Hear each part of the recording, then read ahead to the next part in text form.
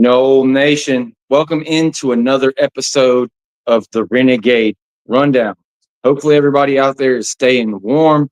Our girl Jen, it's like 8 degrees in Memphis. They're having rolling blackouts. She may be able to jump in if she can get some charge on her phone and get some heat in her house.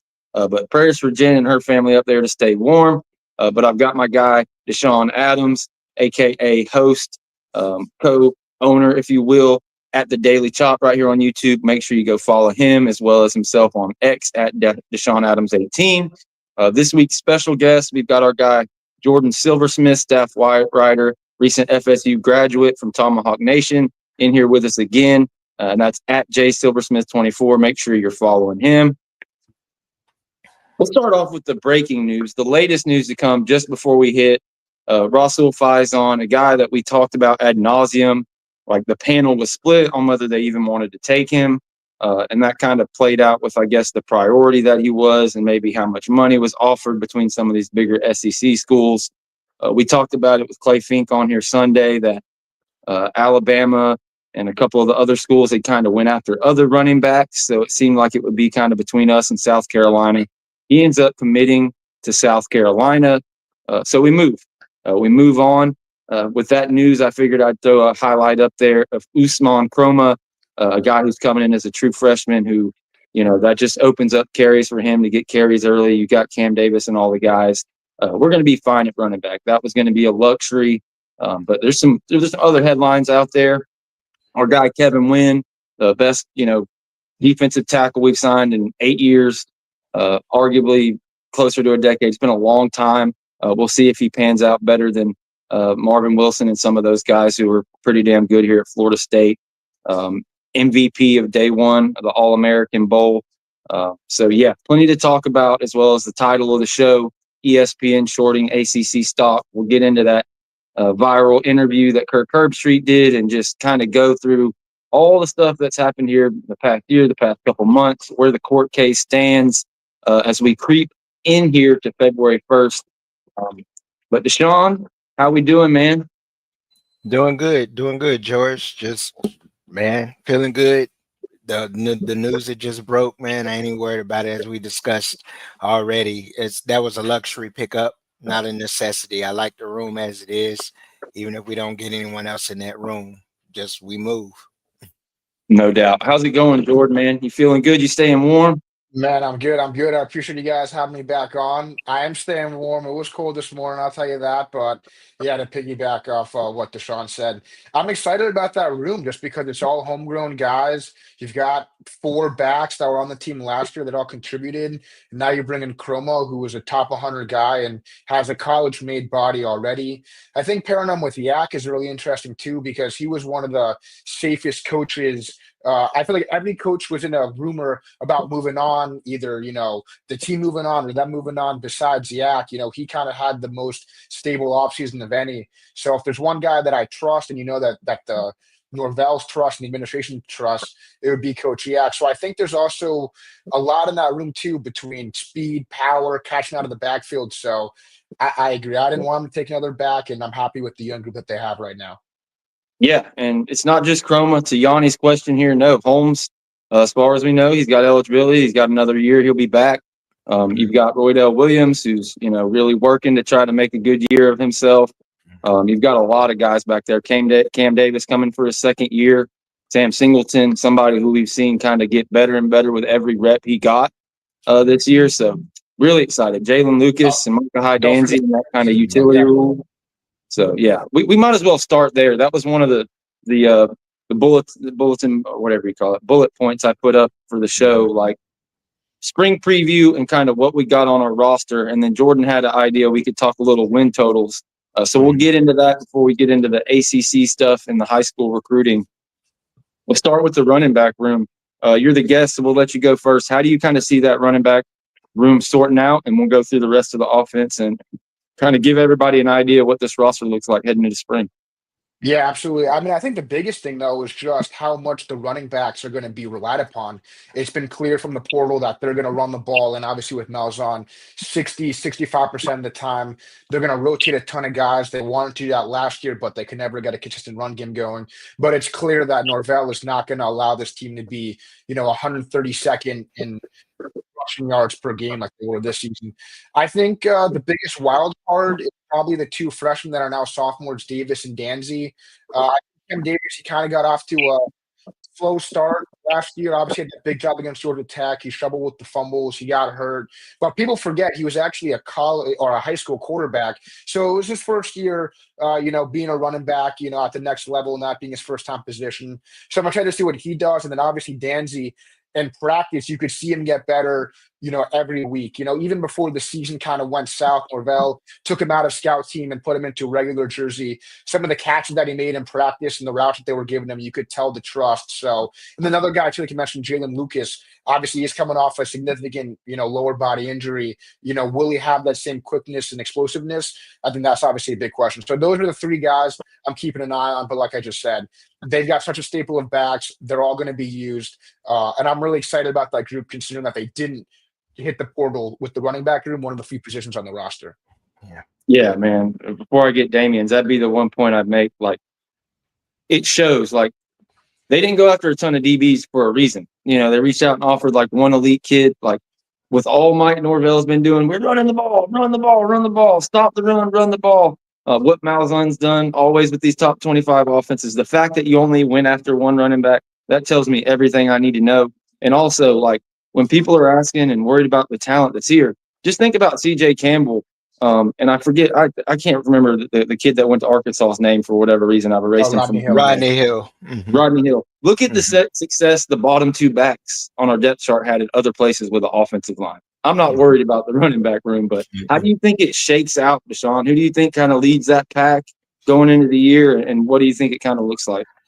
To be honest, I won't throw out a solid name. I don't think that they're going to rotate. Knowing Gus's philosophy, he's going to find one, maybe two guys, and he tends to stick with that. He doesn't do a lot of rotating.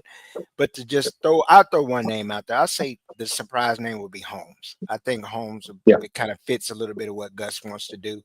I know we're going to throw out the Chromas. We're going to throw out Davis. I'm not going to throw Chroma out there just because the hot name is always the new freshman. We did it last year with Davis. I think that'll give Davis enough room to continue to learn and get the vision with reading the holes from a back position instead of being the quarterback. There's still some things to learn. Danzy, I'm not going to go into every back, but Danzy, I think he fits a role that Gus kind of used Ontario McCaleb back at Auburn for. A lot of fly sweeps. He can still run between the tackles, get him out in space. But to answer your question is Holmes. I think Holmes is going to be the surprise back out of the backfield this year. Yeah, we've talked about it a lot. A guy that just wanted to see get more carries because, especially in the spring and things, we were all talking about like, man, I thought Keziah Holmes was really going to take a step. It was a bit of a surprise to see like how much faith they put in Roydell and Cam, in those situations. So it was nice to see Keziah get some totes and just being a kind of blue collar, bring your lunch pail to work and like do what you're supposed to do. I totally agree there. I won't nail down a starter either, but I feel like Keziah and Sam Singleton, I think, will both surprise a lot of people in this offense. And Cam, I'd love to see it. I feel like maybe, ease him into it, let him build some confidence, let him be a young player more. Chroma, just to me, just the traits kind of jump off, out of everybody in there. So to start the year, I wouldn't expect him to jump out and start or anything like that, or even be in the top three. But if we get to running the ball, we get some leads, actually play some Florida State football. You could see a situation like we've had with backs in the past where, Carlos Williams, James Water Jr., some of these guys as freshmen, you get to see them in the end of the games and have a good idea what they might be the next year for sure. Definitely. So as far as that, we move on from backs, there's not a ton to talk about with offensive line. It's like pretty obvious. Hanston, Pettis, those are going to be your tackles. Medley's going to be a guard. Pettibone's going to be at center. But heading to spring, I guess the question will be, and we'll flip it in reverse. We'll go to Deshawn this time. Who do you expect to take over that guard position because there's only so much on the roster, but the one place that there is a bit of hope is there's 3 or 4 guys in that interior that you really could see taking a step forward this year.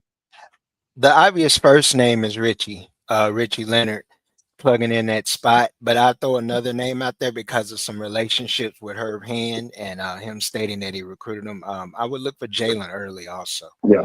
Being able to slide into that spot at that guard.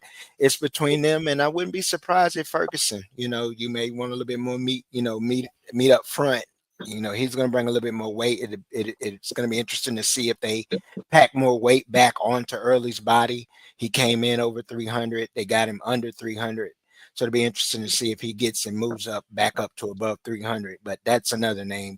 Those 3 names are the 3 names, but mainly starting with Richie. Yeah, I tend to agree. What do you think, man? I know you've got to look at those guys last year up close and personal. Who do you think that 5th offensive lineman will be for us? Yeah, I mean, I definitely agree with Deshawn that Richie would be kind of my top name right now. But honestly, to me, the second guy behind him would be Jacob Rizzi.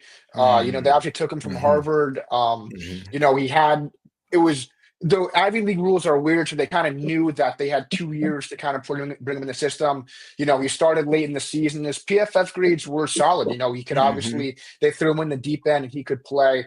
I really wouldn't be surprised if he got more run. Not exactly like a big guy like Ferguson or an athletic guy like Early, but just a really solid guy. And if you want to have a veteran group of players up there, a guy that's played a ton of starts and obviously a 6-year senior. And then there's another name that I just wanted to talk about was Lucas Simmons. He ended up being their second string left tackle last season.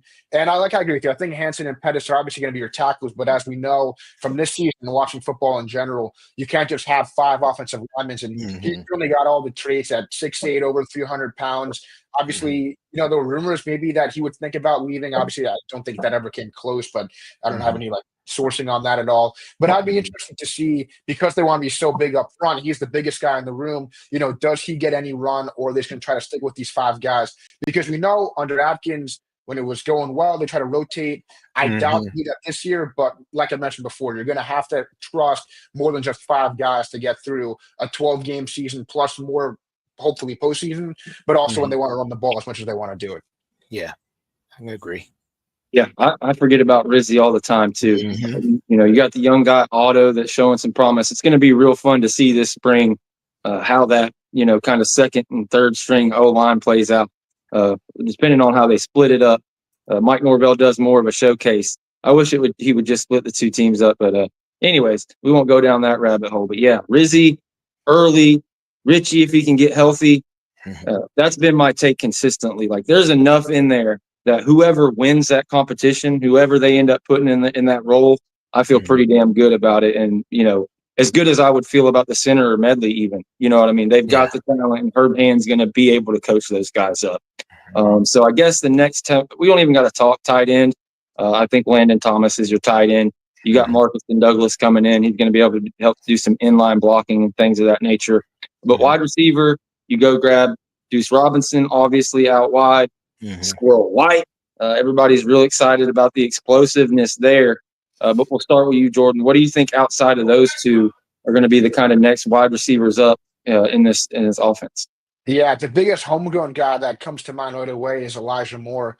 They ended up redshirting him later in the season, but you could just see the raw talent last year. Now, people forget he came in the summer. Most elite guys now come in January, so they learn the playbook, go through a college weight program so they can put on muscle and whatever else, and they got a higher chance of playing. But you could tell right away, this is a kid that can ball 6'4", 210. Like I said, they end up shutting down late in the season, but I'm really interested to see what an extra year in the system can do for him. Obviously, we'd also like to see Hakeem take the next step, but Elijah Moore's a guy that really stood out to me, going through last season. What do you think? Outside of Elijah, I'm going to be honest. I'm looking for Gibson. He got a little burn late, also could fit in that slot role, but I think he has the build and frame to play outside. This is a situation where we really have to see how Mike and Gus's philosophy works together, because Gus is more prone, just like his backs. He'll lock in 3 guys and stay with them until the wheels fall off. So it'll be interesting to see how the rotations work.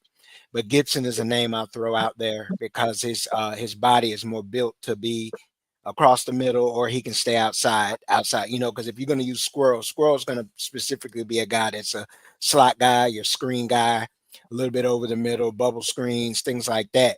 So Gibson is a guy I think that can give you a little bit of both. You can put him outside or you can put him in the slot. That's a name I'm interested in seeing. Yeah, for sure. Yanni says buy Bog stock. Like, I'm really trying not to go hyperbole, like Deshawn was saying. Like, you can't get too excited about these freshmen.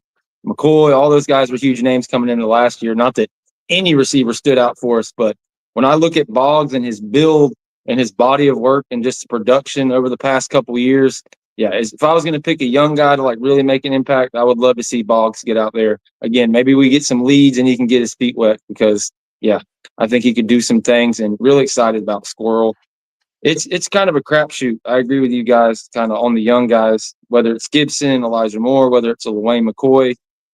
We'll see what happens, but I think, to Sean's point, Deuce, Squirrel, those are going to be your top two guys, and we'll see who that third guy is. But spring will tell a lot. It's going to be fun to see who's catching balls and running routes out there. That covers the offense. I don't want to spend the entire show on this. But Well, let let's me go ask you ahead guys one question, just real quick. Do you think that they take another wide receiver transfer? The rumors from the guy from Louisiana Tech, who's an 1,000-yard receiver, the guy from Appalachian State. So originally, I was like, let's just roll with the receivers that we got. But since they already hit the portal for a second one in White, I'm like, they might as well go out and get a third proven guy. If that's the route that they want to go down. I heard the guy from Appalachian State was looking at some teams out west. I don't know if they're going to get him in for a visit. I think USC and UCLA were interested in him. I know what you're talking about. And then the Louisiana Tech guy, True Edwards. I haven't heard anything else more on him as far as visits or anything. So I don't know if it's not Traylon Ray, then, I wouldn't be surprised if they go, because I know that they're kind of putting the fire to Hakeem's feet a little bit about, hey, it's time, but this is going to be a competition. It's not just going to be given to you based off of last season. We can't give anybody anything. So, but to answer your question, or just to follow piggyback, I don't know anything further about those two specific wide receivers other than what you know. Yeah, to go to what Angelo Smith said, nobody's talking about the 6'7" JUCO wide receiver. He's talking about Jordan Scott. I definitely think he'll get some burn, but I think he's just pretty primarily locked into maybe your two spot out there behind Deuce at that, the kind of twin towers out there wide. It's just one of those things. Deuce is going to get the majority of those reps, but no, definitely a solid pickup, and look for Jordan Scott to make some plays out there for sure. As far as Caden Robinson, Traylon Ray, True Edwards, I agree with Deshawn. Probably Ray is the most likely just because of his situation and willing to come in and probably grow and, into a role coming off an injury. I haven't heard anything. I'm not giving you any inside scoop or anything, like to Sean's point. I think the staff is they're on to high school recruiting right now, and like they'll take them if they get them, but I don't think they're really out there pushing for anybody, if I'm being honest. We'll see how that works out. I'd love to get any of those three. Like, you can't, after the wide receiver room we had last year, that'd be totally fine. But I'll give you a chance since you brought it up. Jordan, anything before we move on to the defense? No, like, I'm interested to see what the group comes out with. And I'm also interested, the biggest thing, obviously, is, how much of this is Gus's offense versus Mike's offense. Obviously, Gus will call the plays, but, is Mike really going to relinquish total control? And, obviously, we're going to get into this later, but they're on the road together recruiting guys right now. So, and I think that's not a question we can answer definitively right now. It's going to have to be spring ball and even the first few games during the season. But I think the overarching question among everything else is, how much is Mike going to meddle in the offense, for lack of a better word? Yeah, I hope he does relinquish the majority of it. But, there will be some mixture, but especially to start the year, I want to see the old school Gus just run the football. And again, to Deshaun's point, like Gus in the past, similar with his running backs and his wide receivers, he more locked in to somebody. Like, now that you got Deuce, you got Squirrel, and then you got Hakeem coming back, you got Jordan Scott, a JUCO guy with all this eligibility. It's going to be tough for any wide receiver to look at Florida State and like it be really, really enticing, especially somebody like Caden Robinson, who's like 900-yard, receiving years in a row. Like, where's his production going to come from to get him to the NFL? It'd be a tough get. I'd love to have him. Don't get me wrong, but we got to be realistic about this stuff. So let's get on to the defense. Defensive line. I think James Williams, personally, Daryl Jackson, and Deontay McCray is pretty locked in for the top three. But what do you think there on the front as far as filling out the rotation, or do you disagree with me on that? You go ahead. Go ahead. Oh, well, I go ahead. I can agree with you. I like the kid from Western Kentucky also. I think he's at 280. And I wouldn't be surprised if the Tylen Cleveland kid from JUCO contributes definitely at the 3 tech.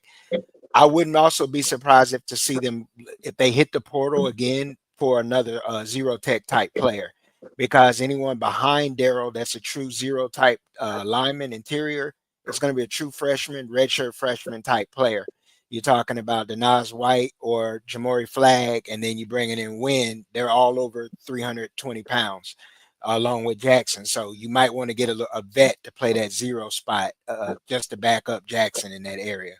But as far as you were talking about the other names, yeah, I can agree with you there with Williams, with McCray, and then the kid, as I mentioned, from Western Kentucky.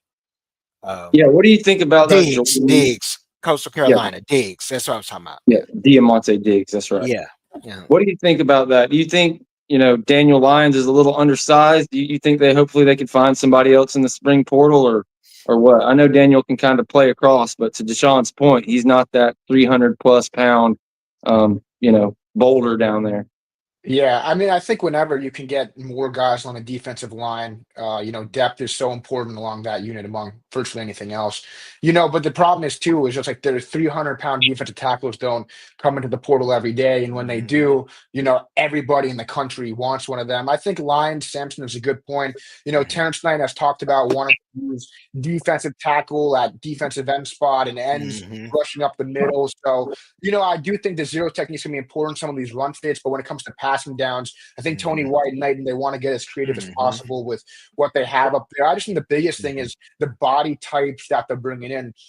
Everyone was all, upset about D.D. Holmes leaving a guy, 6'5", 260. So they bring in the guy from Tennessee who's 6'4", 270 or whatever he is, another wide hip guy. They're bringing Diggs who's 280, McCray 265, Williams 260. So you can just tell the body type that they're trying to recruit is totally different than what they've had in previous years. And I did a tweet about this. I mean, no unit has been so turned upside down than the defensive line. Yes. I mean, they're only bringing back one starter, and especially along the edges, they're down. Obviously Peyton Turner, Lolohe, Marvin Jones, obviously, D.D. Holmes. Right, and they're bringing all these guys. Plus, they got the 2 edges, from high school, obviously, Harold and Lee. So I'm just really interested to see a unit that has legitimately had 100% turnover, how that ends up working out at the same time. Yeah. No doubt, man. Like it was an off ramp out of Tallahassee for those 230 to 250 pound edge rushers. The starters, obviously, the old guys leaving, and then the young guys as well. It's a pretty good long list. It took up a whole page of notes there. Completely flipped that. You lost it. You brought in a ton of offensive linemen, but they kept a lot of young guys too. So definitely agree there. It's gonna be fun to see. I really like what we missed the most, kind of what I was hoping to get out of Lolo Hea, like that just aggressiveness of blowing up the edge. He didn't show as much as we thought.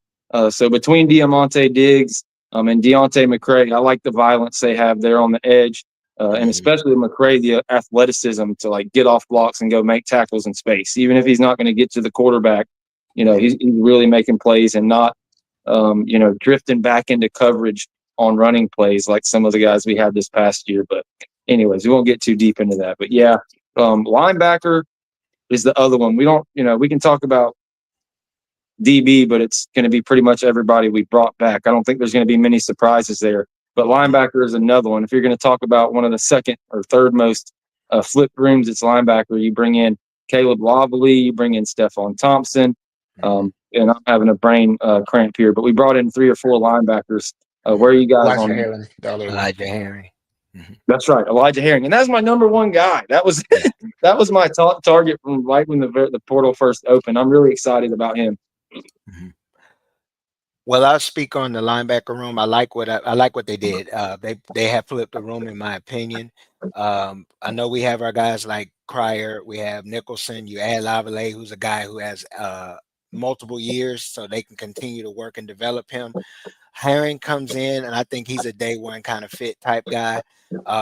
Stefan is the type guy that they need to be the glue guy because he's going to know the system. So now you got a guy at the front level and you got a guy at the next level with the linebacker that both know in Williams and in Stefan. They know the system, so they'll be able to help with the calls. They'll be able to assist the other players in learning, especially with them. For example, on the D line, having you asking someone like a Lyons or Sampson, they're playing a 3-tech now more so than probably playing a little bit inside. Their shading and stuff is different. But then with the linebackers, it's going to be a lot of different responsibilities within the 3-3s, particularly with Tony White. They're going to ask the linebackers because sometimes Stefan could come and line up on the edge and rush. You don't know where the rush is coming from. So you're going to need someone with experience to be able to make those calls. So, but overall, I like the violence that you get from Herring also. He's a guy that's going to strike downhill, really good at running and stuff in the run. He can cover. I think he had 2 pass breakups. He had 2 forced fumbles, like 60 tackles this year, 80 the year before. So you're getting production there. You're getting a guy that's had experience at multiple levels, and he'll be able to function. So you got a vet there that's going to be able to help out the younger linebackers, as well as a guy who knows the system that can help him out. But Herring also played in a similar system. So you're getting guys that, as I said before in previous shows, they're looking for guys that the system fits. Not too many guys that they brought in are not familiar with that formation. It may be the terminology, it may be responsibility, but as far as the formation and what they'll be asked to do, it's not going to be a huge transition. They can't afford to have too many guys that they have to teach. Yeah, I think one name you guys didn't bring up was Omar Graham. Obviously, Yeah, he kind of flirted with the portal, yeah, but obviously he's back. And so I just think when you think of this room, you've got the 3 returners, so mm-hmm. Graham, Nicholson, and Cryer. Obviously, then you got the 3 new guys. But I Mm-hmm. think that they're so much deeper than they were thinking back to last January or last Yeah, February. All mm-hmm. 6 of these guys have played. Even the guy from UNC, he Mm-hmm. played in all of his games this year, although I don't think he was a starter. Mm-hmm. Remember last season, Cam Riley came in the spring, so he wasn't even there Yes. for all of fall camp. So you Mm-hmm. had Lundy as the elder statesman in the room, but then you had the young guys that you didn't really know what you'd get from them. You'd obviously Mm-hmm. had a big year from Cryer, so now you know that you can trust him. Nicholson, again, like he came into college super raw, so he had a lot Mm-hmm. of time, and I think his development is going to be just as big as anybody's in the room. So I Yeah. think you've got 6 guys now that you trust. Even coming into last year with Riley, you only had 5, and they got decimated by injuries. So I think that's the biggest thing is that the depth in that room is a lot better than it was last year. But of course, like Deshawn mentioned, it's a new system, and the linebackers, like that's where the pressure points are on this defense. You got good Mm-hmm. linebackers, it works. If the linebackers don't understand what they're doing, then it's going to get exposed. And so I Mm-hmm. think that's the biggest question. But they certainly have different bodies, different experience levels. And I think they can throw a lot of different packages together to be successful. Mm-hmm. Yeah, man. As far as like flipping the culture, and just like Deshaun's point being, used to this kind of defense, to me, Elijah Herring, Caleb Loveley, Stephon Thompson, like those guys are just gonna like put a good example of what it's like to just play with your hair on fire, and get after it. Something that was kind of missing, something that the reason why we liked Juice and Blake so much last year. And yeah, I keep forgetting Omar Graham Jr. It's like Yeah. the beginning of that year last year, like he had like the worst linebacker game ever. But we've talked about it ad nauseum. I don't know if it was the coaching or what, because Juice couldn't even get on the field in that game. And they never gave us an explanation for that. Like what? Because he was on special teams. He just whatever, they weren't prepared for whatever reason. So yeah, I think the linebacker room split. If I had to pick starters, I'd probably say Omar Graham, Elijah Herring, and I'm not sure on Stephon Thompson or who else, but whether it be Nicholson or Cryer there. But I guess we'll see. Stephon Thompson, I feel like, Loveley brings like that hair on fire along with Elijah Herring. Thompson brings direct experience in the defense, and he was ready to take that next step at Nebraska. So we'll kind of see if he takes that next step or not, but definitely will be a big part of it, and that'll be fun to watch.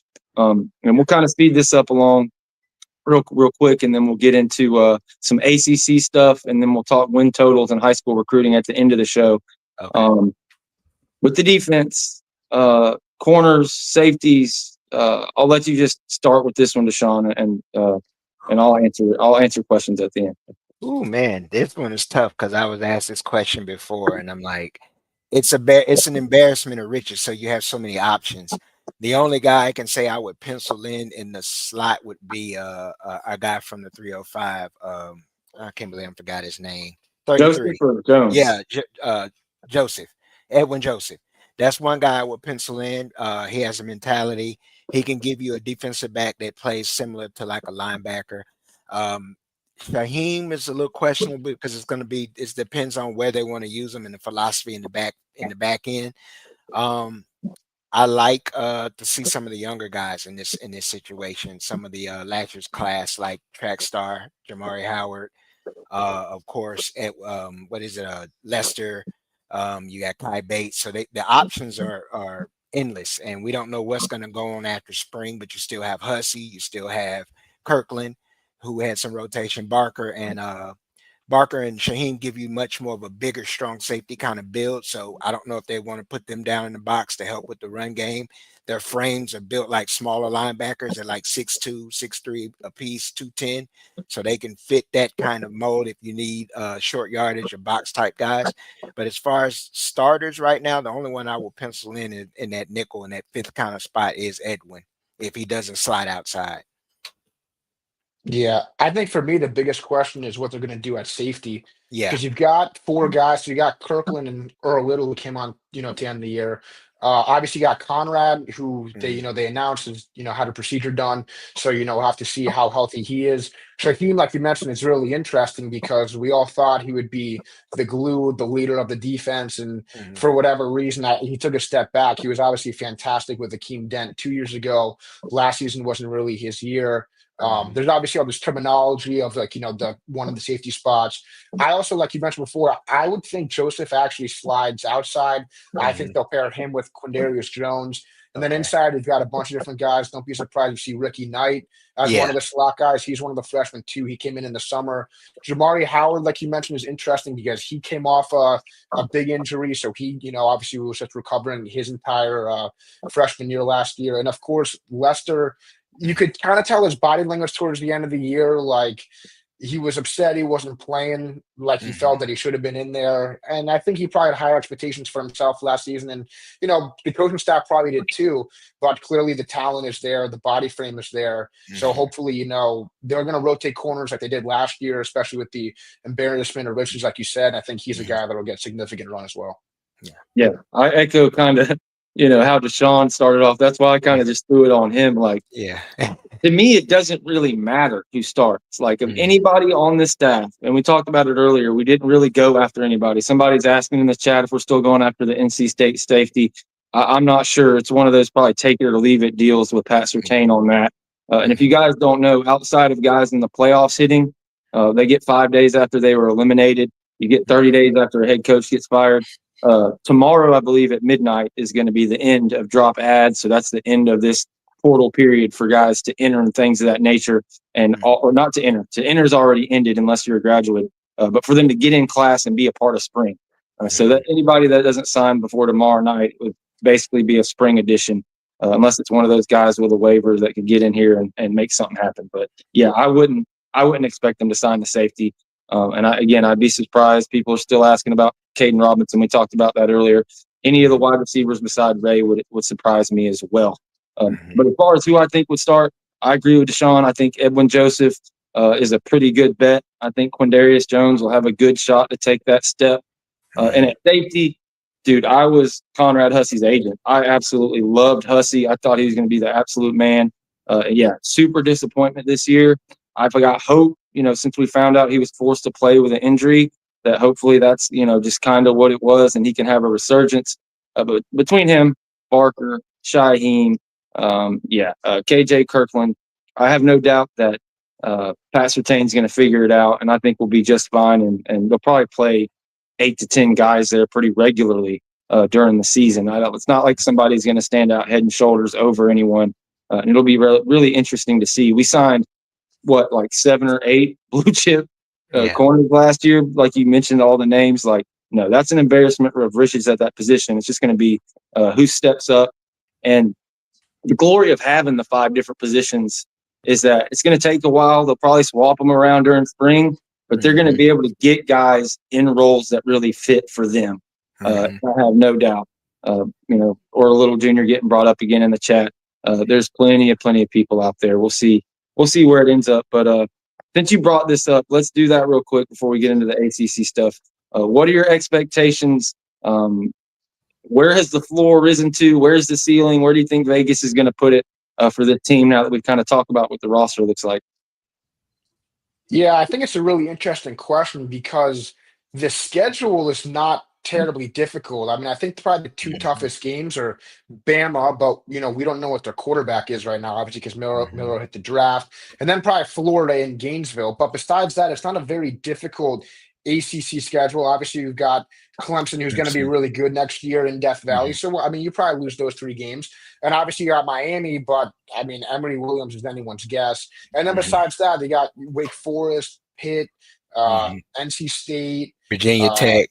Virginia, Stanford. Tech. Yeah. So, like, there's a lot there that I feel like this ACC schedule was a lot harder than people gave it credit for. Obviously, 2-10 isn't acceptable, but if you look down the line, like they played virtually like every good team in the ACC this year besides Louisville. So for me, my expectation, probably best case but most realistic scenario, would be 7-5 with one of these wins over Miami, Alabama, Florida, or Clemson. So you get one upset win, one stinker, like they played Virginia Tech. I'm not sure if that's here or if that's in Blacksburg, but Drones is back. They'll be a good team. Pitt, obviously, they showed what they have this year too. Like they'll be a decent team next year. So they would more than triple their win total. But the problem is now the expectation in Tallahassee 7 wins. And that's obviously an issue, but it just doesn't. You can't predict that they're going to do 5x what their win total was this season. Like it just doesn't feel realistic to me. Yeah. I can agree. I concur with that. I would say, though, the emphasis on the beginning game really sets the tone. I mean, if we come out and they're able to get this victory versus Bama with all the transition that they got going on over there, it has set the tone. But my win total is ranged between it's like your 7-9. I say it can go anywhere from 7-9. I think the biggest games are Clemson on the road, and then the Florida games. Those 2 games, if you could steal one of those games outside, you can make up for it if you lose to Alabama. But I got the Miami game. I got that penciled in, and it's nothing to do with this. I got it penciled in just because of the turnover right now, what they got going on. It's just so much. And when we got them at home, I look at that as of now, roster wise. I look at our roster right now against the schedule, and I can see a solid 8. I would say 7-9, but 8 is my in between. I think we could go 9 or more if we can beat Clemson. Alabama sets the tone, but Clemson on the road would really set the tone. Yeah, but they've got so much coming back next year now. Klubnik's returning, and Woods is still there, and the receivers are there. Yeah, I think Miami right now is a toss-up just because I cannot believe that they're going to try to run it back with Emory Williams. I'm still, every time you see a name in the portal of a quarterback, I'm like, oh, like he's got to be going to the Hurricanes because there's just no way that, considering what Cam Woods' phenomenal quarterback, like there's no bones about it. But if he wasn't that quarterback that season, like, I mean, they would be 7-5. Like there's just no real argument with that. And to run it back with Williams, I don't know. I don't know. I'm shocked. I'm shocked that this is their idea. Yeah. My reasoning for that, one, too, before you go, George, I didn't mean to cut you off if you want to talk. But Miami's biggest returning value is their offensive line. But outside of that, they're very young. You saw the situation going on with their secondary, and I think that we'll be really we would really be better or good enough to beat that secondary. They're taking any and everything they can get out of the portal at that specific room.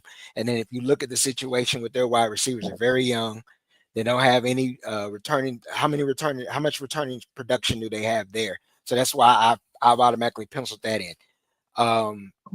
Because you think about it, JoJo Trader, they losing Restrepo, they lost 2 other guys. George is still there. I'm not trusting that. He's okay. he's a crash out. That's the reason why. And if you got Emory, none of those receivers affect. And Elijah Arroyo went to the pros also, and he was fantastic for them on the 10 spot. The one thing Yes. I will say is up front, that defensive line. I mean, Bain didn't have a good year, but he was kind of banged up. If he gets Yeah. back to his freshman form, they're going to be a formidable up front on both sides of the ball Mm-hmm. under Mario. But I agree with you, and they're losing like Kiko Maui-Noah, their middle Noah. linebacker. Yeah. He was the glue in that defense. They've Mhm. certainly revamped that secondary, but you're right. I mean, whether or not that comes together or not, That's the only time will question, and tell. they still don't know what's going on with their coaching situation on that Oh, right, side of the because they ball fired the yet, too. DC. Yeah, that's Exactly. So you got so many things they're still trying to figure out. But outside of them, I put emphasis on the Alabama game because if you look at who follows the Alabama, our schedule, we could very well roll into that Clemson game looking really good. Winning that game against Alabama creates momentum. Momentum when you following up. I can't even remember the team. Is it Texas A&M, Christie, or something like yeah, that? it's Yeah, Texas A&M CC. Yeah, yeah. and then they got Corpus Kent Christi State, and Kent State. Yeah, who's the you said, worst team in yeah, FBS. exactly. So by the time we get around to Clemson, we're looking at what? What year week we play Clemson next year? Which Well, week is it? it hasn't come out yet because the Okay, ACC. I don't know if so. The SEC, they released their schedule. The okay. Big Ten, they released their schedule, but for some reason the ACC has got to keep us all on pins and Oh, needles. I What a got you. great conference these guys are. I mean, for some Oh, reason everyone yes. else has already got it scheduled down, but we're still debating up in Yeah. Charlotte right now what the dates are going to Yeah. be. Now Yeah, that Florida game is a toss up too. But go ahead, George. I'm sorry. yeah, no, you're fine. I love it, man. I love when I can sit back and just enjoy the conversation a little bit. That's why I love having you guys on here. I've ran my mouth so much this week. God, man. But, to kind of the flip side of what Deshawn was talking about, Alabama, I'll say, like, in my mind, is telling me the floor is 5 wins.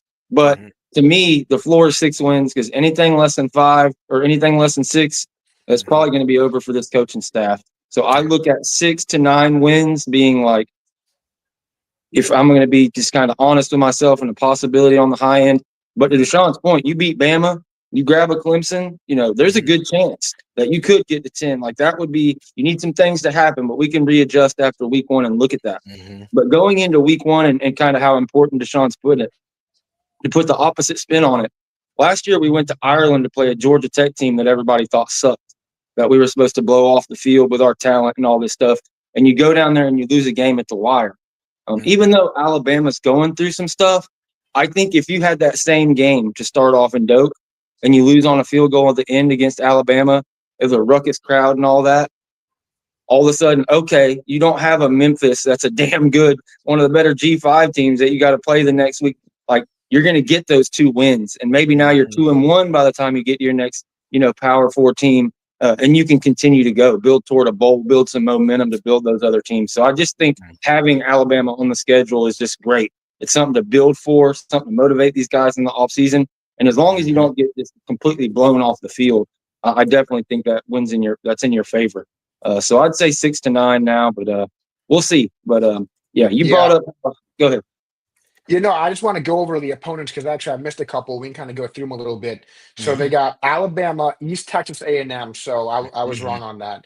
Okay. Penn State, who, like I said, was actually ranked lower than Florida State in rushing yards Yes. per game. I think they were Exactly. 133 or 144 or 134. Florida, which is obviously going to be a really good team next year. Mhm. You said it was a toss up to me, like they're 2 touchdown dogs this afternoon, but Mhm. we'll see. Clemson, obviously, Miami, of course, but then they've got Pitt at home, who Mhm. collapsed to end the year. Virginia Tech with drones back, but they're also losing a lot too. Wake Mhm. Forest with a new staff. Mhm. NC State with I guess now he's a true sophomore quarterback, but they're losing Mhm. Casey Concepcion, their best wide receiver.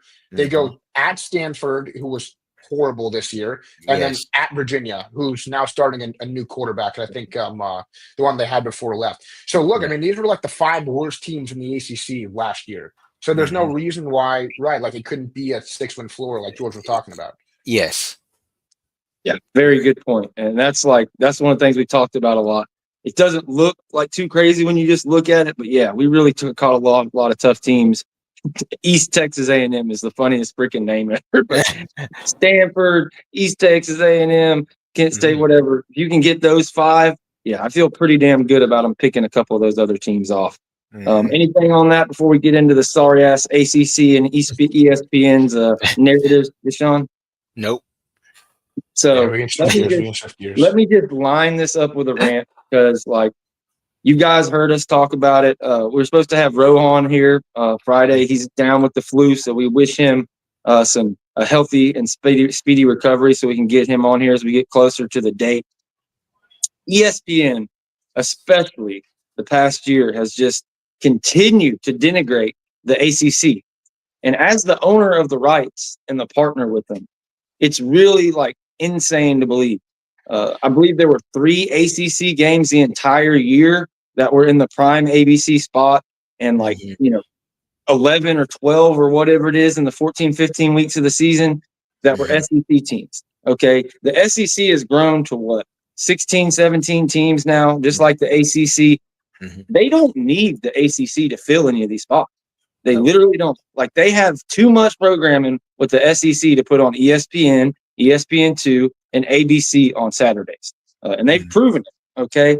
And just, with how Kirk Herbstreit has just been pushing this narrative that, oh, Indiana didn't deserve to be in, SMU this.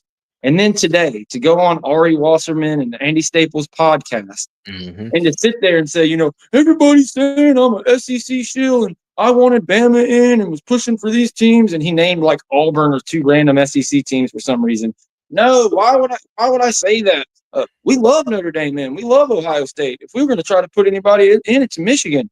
And then he just pulls Clemson out of his ass and says, why would we want a small school like Clemson in, who has literally 2 playoff wins, like 20% of all playoffs, Clemson won them. It's crazy. 3 national championships in the last decade, 11 college football seasons technically, with Florida State having one in 2014, January 6, 2014, as we wish Jameis a belated happy birthday. Like, it's just insane. And we've talked all about the court cases. Of course, the only one that's really active is the one in Leon County in Tennessee. Tallahassee, Leon County, Tallahassee. It's pushed to like March 27th, I think, is the next court date there, or the kind of deadline for discovery to end and move on to the next phase of that, which is 2 months past the February 1st deadline. Like, with all this going on, an extension due on February 1st, why in the world would you be constantly devaluing your partner? Why would you devalue your conference? If you were planning on extending them, to me, it just doesn't make sense. I can't imagine that they want to do that. It's like you're cutting off your nose to spite your face. Deshawn, what do you think about that? Do you think, what's your gut telling you about February 1st and what's going to happen with it? I actually think ESPN may kick the can. As it's a possibility. I mean, they're not going to go through and do the things that they're doing currently, PR wise. You don't take shots at someone, but they've continually done it. So they've shown their hand already, but you don't take shots at an entity that you're involved with, a business partner, basically. But they've shown over the years that this is a particular business partner that they just basically use like a whore, like a $2 whore, basically. When it's good, they'll when it's convenient, they'll use it. And when not, they'll kick it down the can and salt it and expect it to come back, because that's the ACC's track record. But actually, I think when February hits, I think ESPN is going to kick the can on the situation, and it could open the door for FSU to use that as a basically hit the bully pulpit, scream to the high hills, hey, this is what we're talking about. This is every reason and reason we need to get out, and this is our out right here. This is our argument, basically, when it's time to get back into the courts.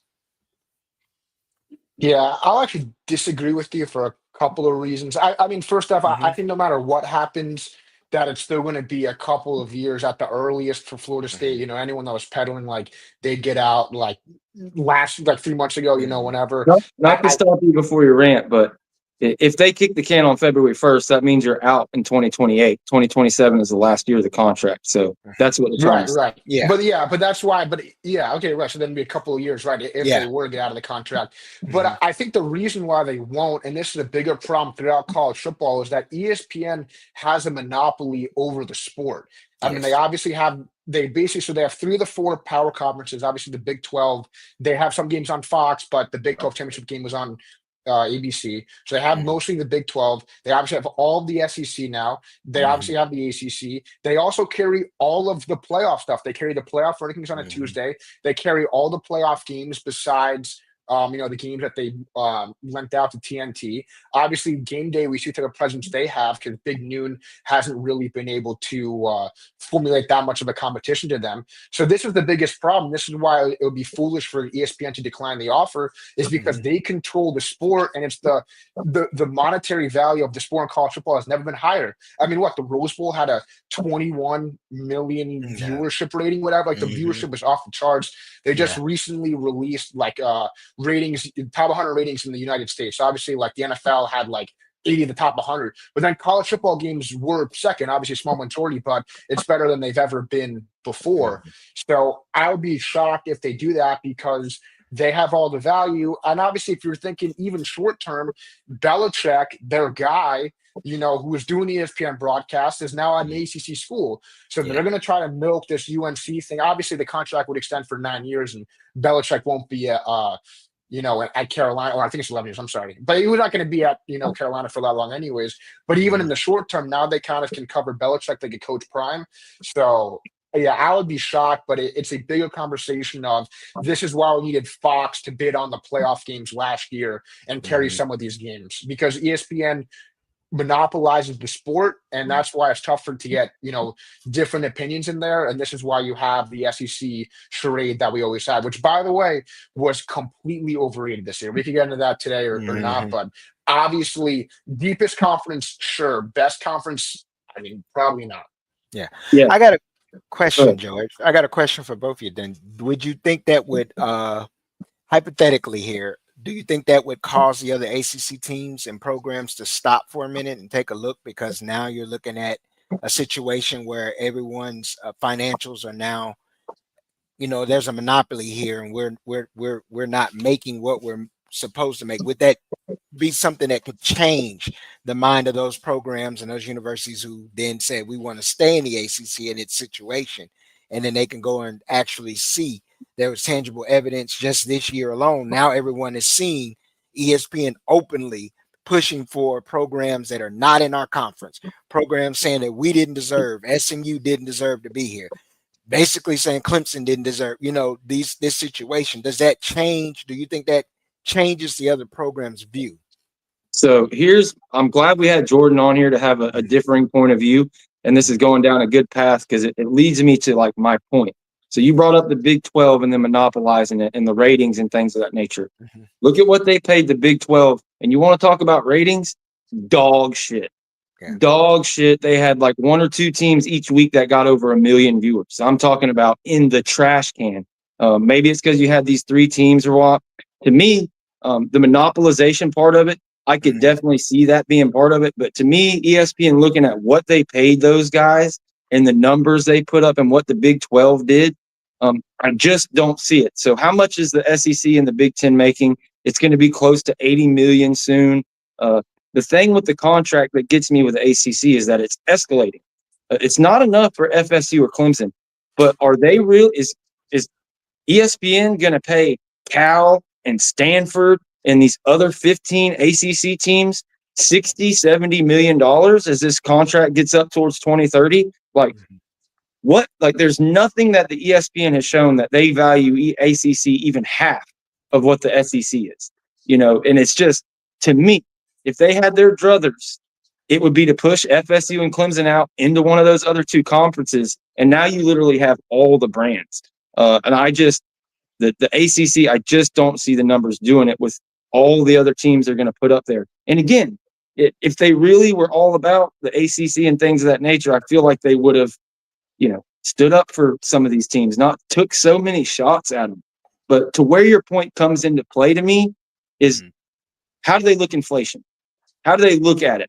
Like, okay, if they truly think that by the time the ACC teams are making 60-70 million, they're going to be paying the SEC teams 170 or 150, something like that, then possibly they write it off. But, with the move from mainstream media and hemorrhaging like viewers outside of live sports and things of that nature, I just feel like if you don't have Florida State on ESPN or Clemson on ESPN, or they are in the SEC, all of a sudden those SEC teams are just going to get that many more views. And when you look at the top 20 of viewership, to your point, it's all SEC teams. It's all SEC and Big Ten. They're just like, without FSU, on top of the world, it was like terrible. So I'll shut up and let you take off and then go back to Deshawn, because this is a fun debate. But what do you think about that? Yeah, actually, this might actually make Deshaun's point a little bit, but you mentioned the Big 12. A big thing with Brett Yormark, the Big 12 commissioner, is that he thinks that there's a lot of value in college basketball. And there's rumors that, the term might expand. But anyways, the Big 12 has some We'll awesome get to ACC's college basketball right now. brands.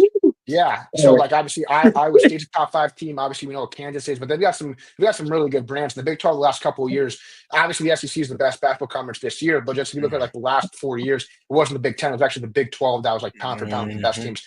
Well, anyways, ACC basketball, like you mentioned, is horrendous. Jim Phillips, you mentioned a bunch of times, like, ACC basketball is something that we're really proud of. Well, they had like their top 5 longest tenured coaches leave in the last few years. Leonard Hamilton obviously is now the longest tenured one. Whether or not he's here past June, conversation for a different day. So, but even so, the thing is that now college basketball that we thought would have a lot of value from the ACC now doesn't. Again, I would still be surprised if ESPN let it go, because they still have the ACC network, that they still have different rights or whatever else. And the other thing is too, let's say, I don't really know the legality of it, but let's say ESPN declines it, and like, let's say like the ACC needs a new TV partner and they get picked up by Fox. Well, technically Fox is ESPN's biggest competitor. So why would they let, another network pick up their league? To your point, Deshaun, about like whether or not other programs would look deeper if ESPN were to, decline the offer to extend. I mean, I think you would have to, but at the end of the day, all of these ACC teams showed their hand when they brought in these 3 schools, Cal, Stanford, SMU, to backlog the conference, that if these 3 would leave, Clemson, Florida State, North Carolina now technically, they would still be able to have a conference. And so I think that they've kind of shown their hand that we're going to be in this together no matter what happens, because like their brands aren't big enough, obviously. So I think it's a really good point of like, now all these teams got to start thinking about trying to get out. But to me, they proved what they were really about when they wanted these other teams in. That's true. That's a good point. And another reason that I feel like possibly they wouldn't extend it. But again, it's very possible. It all comes down to how they value it and, kind of where they see it going. But FSU and Clemson, I think that's done. Like, regardless of what they decide, and we'll see how long it takes, like, they're going to lose those guys out of the conference.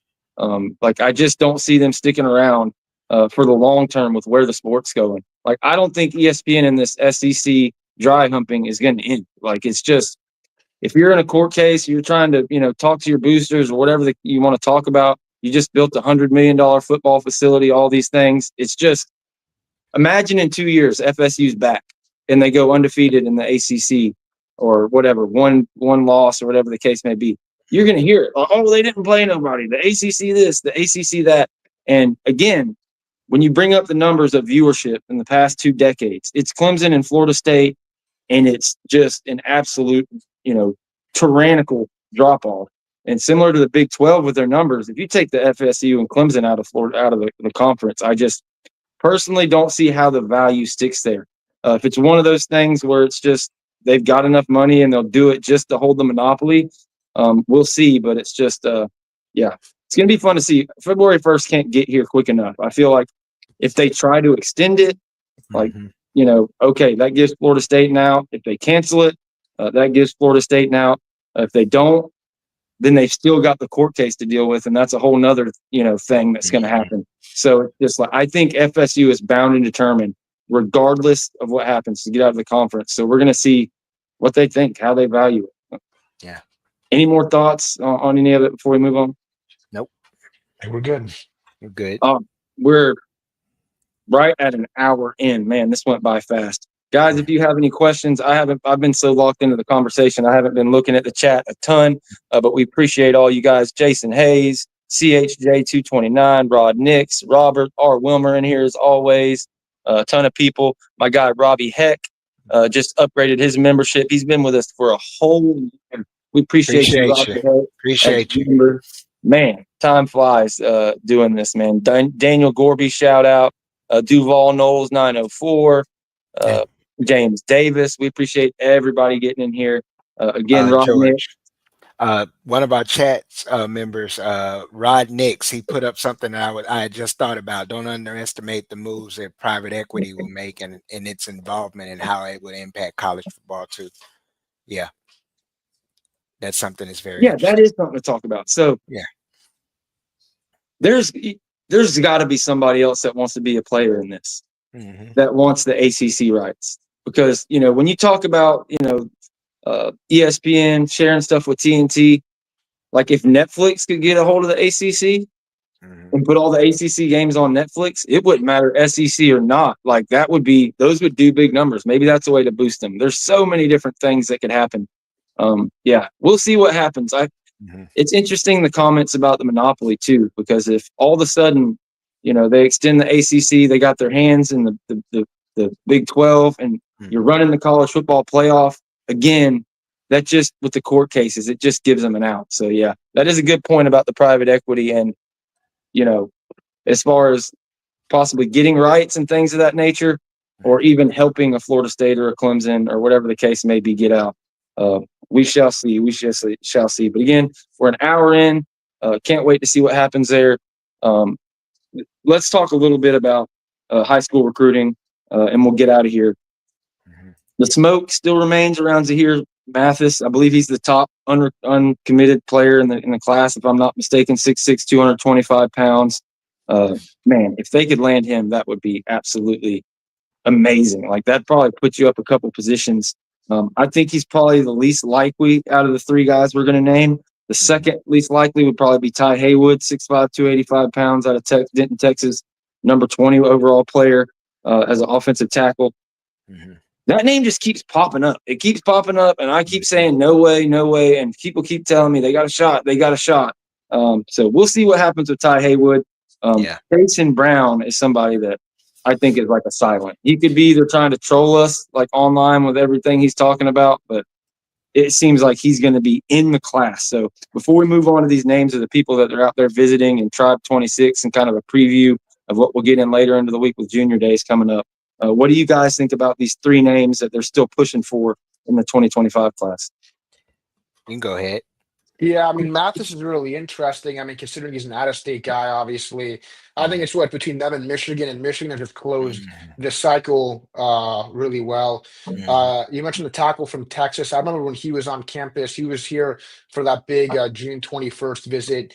I mean, they seemed confident then. I would be shocked if he came, because they kind of had their best chance in the summer, and then it kind of cooled down, and I don't think he's made it back to campus since then, but I could be wrong.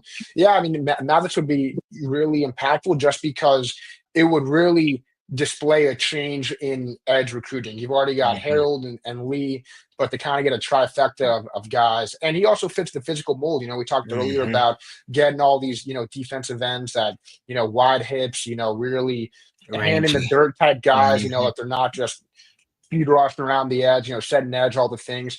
And he's a guy that certainly profiles to be that at the next level. So again, I would be surprised they got any of those three. I would probably put Michigan in the front running for that deal with Mathis, because it's closer to home for him in the way that they've recruited.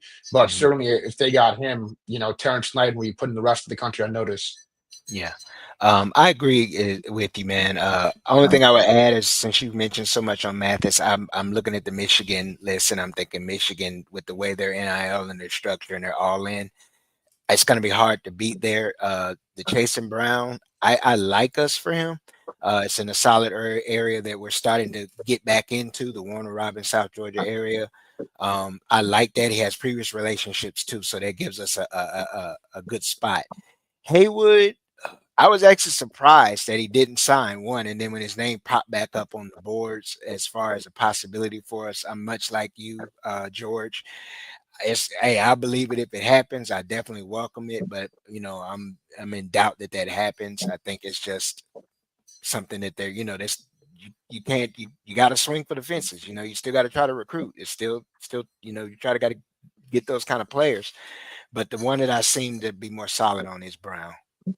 Yeah, my thing is, like, I didn't think they were going to flip 7 guys on National Signing Day. That's true. Or early signing day. So when I look at it, I feel comfortable with Brown. I'm not ready to put in a crystal ball for Haywood or Mathis, but Yeah. It wouldn't shock me if they made a move, whatever, came up with a NIL package, sold a future. And at the end of the day, you can tell these kids, like, look, if it doesn't work out year one, you can hit the portal and you'll be a top guy in the portal any damn ways. But we're gonna build something here. We'll see. Keep your eyes out, and we'll stay up on that for sure. But it's tough. Anytime you're against Michigan, Ohio State, these teams coming off of 2-10, it's going to be tough. Kevin Wynn is a guy that could have done that, but he was committed to you. Some of these guys you flipped on National Signing Day. It was amazing. But we'll see. Again, Kevin Wynn, day one MVP, All-American game. We could get another guy like that on the D-line. Like, I love Tylon Lee. I love Jesse Harold. But yeah, Zahir Mathis is a little bit different than those guys. But 2026, Florida State did have the number one class. I think it slipped to like number 6 or 7 now that some other people are starting to add guys. But they've been on the road recruiting. Norvell and Malzahn went and visited Brady Smeagol, I believe, yesterday. This is something that we talked about with Clay on the show. Jen, and I agreed with her, was like, I don't see him signing with us just because of the change of the coordinator and kind of who he is, more of a pro-style guy. Kind of like the whole reason that Luke supposedly left, outside of the money and things of that nature. But apparently Brady and his father and his family, like, they love Gus Malzahn. They like really, really look up to him. Like, he's somebody that they value at a high level, along with Norvell. You've seen his dad tweet out, he was super excited about the visit. I think this just comes down, if you're going to sign him, it's because you show, you get those 7 to 9 wins and you show the kind of momentum forward. If you can be like Florida at this end of the year, how they picked off Ole Miss, and you can pick off a Florida or whoever the case may be, then all of a sudden I'm the other way around on it. He could possibly be like a Bo Nix type instead of the normal just Thomas Castellanos, run around quarterbacks that they've had in the past. What do you guys think? You think Smeagol ends up in the class, or do you think they're wasting time flying back and forth out there to California? Me, I'm 50-50 on it. We've seen Gus's offense operate without a dual threat. It's had mixed results. Auburn, I can't remember the quarterback he had at Auburn. I think he transferred from Baylor. Yes. Stidham. If he could get that kind of production, it's been proven that it can work. But you got to have a special kind of type of quarterback that, even though he's more of a drop back passer, he's still a willing runner, because in the system you really just need a willing runner. A dynamic athlete makes it go. We saw what it could do with Nick Marshall or Cam Newton, but we've also seen what it could do with a Jarrett Stidham. It still can function, but you got to have that special kind of guy that's going to be willing to operate the system. So Gus is willing to mold it around, and I think that's where Mike and his philosophies could help transition, that transition. So that kind of answers the question. If they're still going after Brady, that means that the question that we had earlier about Gus and Mike and how much of the philosophy is going to completely be Gus, where their philosophies are similar, a lot of the calling, the play calling, Gus's philosophy on running the ball is different, but their passing concepts are similar. So it'll be interesting to see. You can still bring in that type of quarterback and Mike be the one to, basically streamline that that transition from more of a run dynamic offense under Castellanos or Trevor to where you have a Brock or Brady be more of a improviser type quarterback. I run when I have to, be a willing runner, but we're still going to throw the football. Yeah, I think he made a lot of good points. Truthfully, I think most fans would agree, and I'm in this boat too. Like, I'll believe a guy when I see it when he signs, and until then, who knows? And I don't fault the kid anymore. I don't even fault the coaching staff. It's just part of the game now. So, but George, I don't think that they're wasting their time. Certainly you have to go out after elite talent, and this probably gets into your next point. I'll get into it now. I think it's great that they're going to California because they didn't just meet with him, with a couple other kids, and then they went to Texas. And this is why ACC expansion can actually be good for a school like Florida State, because now you can have a West Coast footprint because you have 2 ACC schools in California. You have an SMU obviously now in Texas, and Norvell is from like the Dallas-Fort Worth area, obviously. So I think in that sense, it's good that they're trying to expand their footprint. Me personally, I think that they need to do a better job recruiting the state of Florida. I mean, I think on Yes. both the On3 and 247 rankings, they didn't get a top 15 kid from Florida this cycle. It's possible that Harold is one, but anyway, like not good enough at Yes. all. But like historically, I guess Florida State has never really recruited Florida like that well. It's been a lot of South Georgia, which Norvell is trying to get back into, of course. Deshawn, as you mentioned earlier, but kind of to circle back, I think it's great that they're visiting Brady, and I think it's great that they're trying to expand the map and take advantage of some of the new ACC geography that they have in hand. Yeah. Yeah, you took the words out of my mouth, literally what I was about to say. Because when you look at the commit list right now, Ephraim White, Vero Beach, Florida, the 4-star wide receiver, Darion Williams, 4-star athlete out of Tampa, Florida, Darrell Bell, the rising safety, he's a 3-star, but Darrell Bell and Tadarius Hughes, both 3-star safeties, one out of Hialeah, one out of Homestead, Florida. With Pat Surtain's history and how much time we have to signing day, it would not surprise me at all to see them guys be blue chips and continue to move up. The fourth one, Xavier Payne, the 3-star offensive tackle who's 6'7", I think 260 pounds, something like that already, with the mullet and everything. Only one of your guys is committed from California. The other 5 are from Florida. So, yeah, as long as they take care of business in Florida and continue to push that, as well as continue to try to get some of these guys out of South Georgia, I'm fine with it. Yeah, you mentioned it. The other guy they went to see was Daniel Odom, a 4-star wide receiver out of Bellflower, California. They also went and saw Javian Osborne, a 4-star running back out of Texas. 3-star linebacker Jamorion Phillips. I can't remember where he's from. Also, Tadarius Hughes is somebody they're big on. They saw him the other day out of Miami. Yeah, I love it. They're getting out there, and just from what I saw at the end of the year, the high school recruiting, it's all going to come down. It sucks that we're here because we were just here last year. Last year we had like 12 guys committed. They were all blue chips. Look for the whole world. You're going to have a top 10, possibly top 5 class. But then the season fell apart.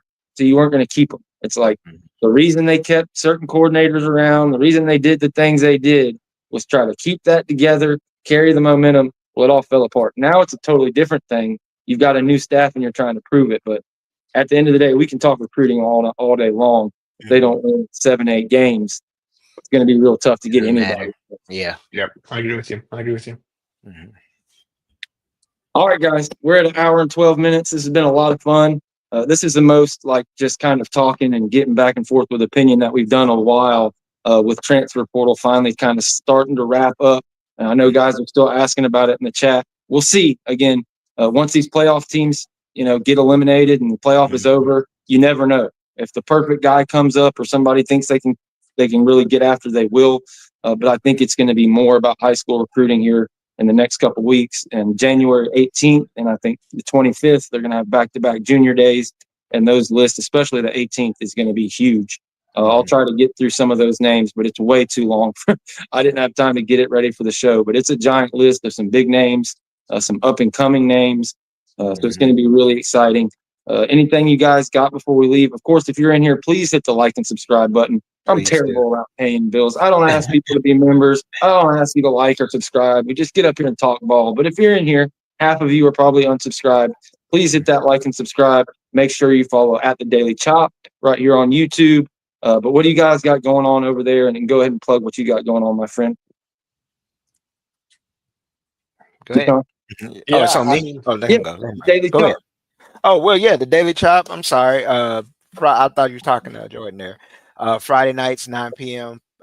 Prime time. Come for a fun time, wild time. We're going to talk a little FSU, and then we're going to, what we do. We get wild. We talk a little bit about everything that's going on in society, a little bit of news here, our crash outs and top fives. Just tap in with the Daily Chop, Double D's Let's Talk Ball, and also D's Corner. Yeah, I love what y'all are doing. It's somewhere between kind of what James does in the morning with what we do over here, what we kind of do with the roast. It's like a mixture of all of it, and a group of guys that, whether it's your guy Steve, who's at all these All-American games, at Super Bowls and everything, and like it really has a connection to people, or Be Nice or any of those other guys in there. It's a lot of fun. So make sure you go check out the Daily Chop. And our guy Jordan Silversmith here, a staff writer at Tomahawk Nation. I linked one of his articles in the description, so go check that out. He kind of really covered the terrible year that it was for Florida State and how they could possibly bounce back But anything you want to, kind of plug or you got going on at Tomahawk Nation to let the folks know about? Yeah, obviously we got a big game against Miami tomorrow night in basketball, Mhm. so I'll be covering that. Hoping to stick it to Matthew Cleveland for a third time is going to be really exciting. And then besides that, yeah, I'm going to have some columns up in the next few days. Just now that the portal's over, kind of do more like a position preview that we talked about today, and things I think about this team, and questions I still have, and obviously I'll be outside. Champions Club and more for the big weekend on the 18th. So that'll be a fun one Awesome. for sure. Awesome. Yeah, it's kind of crazy with everything, the suit, Leonard Hamilton, kind of the shit year you had, everybody calling for his head. You're talking about, we'll see if he's here in June. Like, there's not a ton of top 20 net teams that he's going to have an opportunity to beat to No, like boost no. our ranking. But at the same time, you've got 17 teams in a league. Maybe the league being shitty. We saw the win over Syracuse. Like, what happens if Leonard Hamilton, whatever, Well, is Syracuse is wins awful. Oh my 75% God. of the game? Syracuse is terrible. They were Yeah. 157 in the net coming in. Basically, Good Yeah. the Lord. season is going to come down to these next two games. They get Yeah. Clemson on the road on Saturday and then Pitt at home. And these are going to be, I think both of those are top 50 teams and shoo-ins for the tournament along with Duke. But to your point, I mean, we don't even know if UNC is going to get in the Make tournament it. this year, even with RJ Davis, because they're so bad. I mean, they beat Notre Dame, who was a pretty awful team by 1 point the other day. Yeah. So I don't think the tournament is likely at all. But if they have a chance, it'll be this week to pick up their first two quad one or quad two wins, which they still haven't had. Mhm. Yeah. The fall of the ACC and like football and college Basketball. basketball specifically is insane. It was 3 years ago that you had 12 teams in for the final Elite Eight, and it's like, holy shit! Like, if you'd have told me, if you took me in a time machine, like when I graduated high school, and told me that the SEC is going to be the most dominant conference in basketball, and the Right, they're ACC is going to be dog shit with like 1 or 2 in the whole top 25, I would just like, what have you fell and bumped your head? Like you talked about the importance of basketball. I think that kind of just goes to show in this NIL era how far, to me, football is going over it. And like the tournament is a big ass thing. Don't get me wrong. But how much does it carry, the conference and the weight of things? But anyways, we won't go all night. Thanks for joining us, everybody. Thank Go you. Noles, and we Yeah. will catch you next time. I'll throw this highlight that we started the show with, and we'll see you guys. When will we see you? Friday at 7 Friday. Eastern. And again, make sure you check out everything that Daily Chop does. Make sure you look out for Jordan's articles on Tomahawk Nation, and we'll see you next time.